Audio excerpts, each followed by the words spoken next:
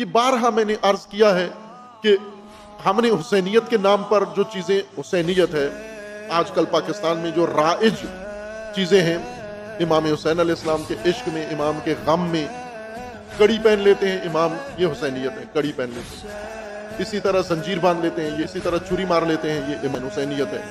اسی طرح آگ جلا دیتے ہیں، اس میں کودتے ہیں، یہ حسینیت ہم نے بنائی ہے۔ ان میں سے کون سا کام خود امام نے کیا ہے یا اہل البیت نے کیا ہے؟ آیا بیڑیاں اہل البیت نے پہنی ہیں یا دشمنوں نے پہنائی ہیں؟ تلواریں ائمہ نے خود تلواریں لے کے اپنے آپ کو مارا ہے اہل البیت نے؟ حضرت علی اکبر نے خود لے کے تلوار اپنے آپ کو زخمی کیا ہے یا دشمن نے تلوار چلائی ہے؟ بیڑیاں اہل البیت کو دشمن نے پہنائی ہیں یا خود پہنی ہیں انہوں نے رسیاں؟ آگ خیموں کو اہل البیت نے خود لگائی ہے؟ اگر خود لگائی ہے یہ حسینیت ہے، اگر بیڑیاں خود پہنی ہے یہ حسینیت ہے، اگر اپنے آپ کو خود زخمی کیا یہ حسینیت ہے۔ یہ ڈٹ کے کرو، جتنا ہو سکتا ہے اتنا کرو، کیونکہ اہل البیت نے کیا ہے کربلا میں۔ لیکن اہل البیت نے تو یہ نہیں کیا، یہ تو دشمنوں نے کیا ہے۔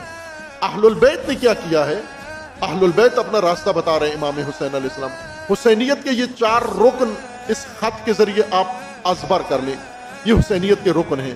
پاکستان میں اس حسینیت کو قائم کرو، یہ 4 رکن، تاکہ حسین تمہارا رخ کریں، اور حسین جس مملکت کا رخ کر لیں اور وہ اپنے عہد پر باقیوں کوفیوں کی طرح پھر نہ جائیں، غداری نہ کریں، غدر نہ کریں، اور امام اس مملکت کی طرف آ جائیں، تو امام حسین اس مملکت کی تقدیر بدل دیتے ہیں۔ امام اس ملک سے یزیدیت کا خاتمہ کر کے وہاں نظام امامت قائم کر دیتے ہیں۔